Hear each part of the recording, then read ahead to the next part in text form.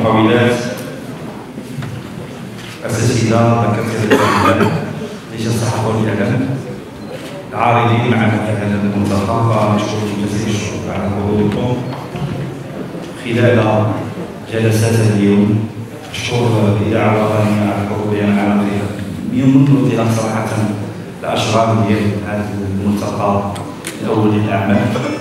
فأشكر كذلك غرفة التجارة والصناعة على الدعم والمساندة وتتبع الحمد لله معنا أشغال هذا الملتقى الأول للأعمال. فختاما أشكر كذلك وزارة الانتقال الطاقي والتنمية المستدامة السيدة الوزيرة المحترمة ليلى بن علي، اللي طبعا ساهمت معنا كذلك وتجاوبت معنا، وكان معنا محمد الخطوط ديال الوزاره يشاركوا معنا بجزء ديال الجلسات. فمشكورين جميع المتدخلين، المؤسسات العموميه، مؤسسات منتخبه، القطاع الخاص على هذه التغطيه، هذا الحضور المشرف. وختاما لكي لا اطيل عليكم اقرا البرنامج الختامي لاشغال هذا الملتقى. للملتقى الأول للأعمال الذي نظمته الهيئة المغربية للمقاولات بشراكة مع غرفة التجارة والصناعة. عرفنا اليوم جلستين حول إعادة تدوير وتسمين النفايات، وثانية حول انخفاض انبعاث الكربون.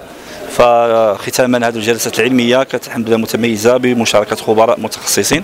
ختاما تم تلاوه البيان الختامي اللي تضمن كذلك دعوه الحكومه الى تقويه قدرات المقاولات والى تنميتها والى تطويرها ببرامج جديده تكون فيها حكامه، واللي نحاولوا فيها من خلال نطوروا يعني المقاولة الصغيرة، خصوصا لأنها كتعاني جدا. كذلك دعوتنا إلى تقوية العلاقات بين المملكة الإسبانية والمغرب. الحمد لله كاين انفراج في هذا المنحى. إذا ما خصنا إذا نبادروا في عقد لقاءات ثنائيات أعمال بين الطرفين.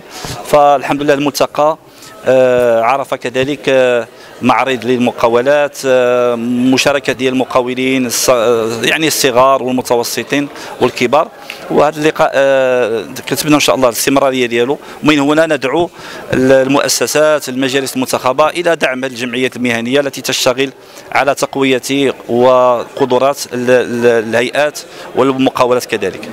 الجذريات الحاجيات الذاتيه ديال المقاولات او الاشخاص او جميع المنتجين لكي ترفع من التنافسيه، اي يعني لا كومبيتيتيفيتي دو لا سوسيتي، ومن اجل المناخ ديال الالكتريسيتي الالكترونيك انرجي رونوفلابل فينيلك والفيدراسيون ديال الاندستري ميتاليك ميتالورجيك الكتروميكانيك.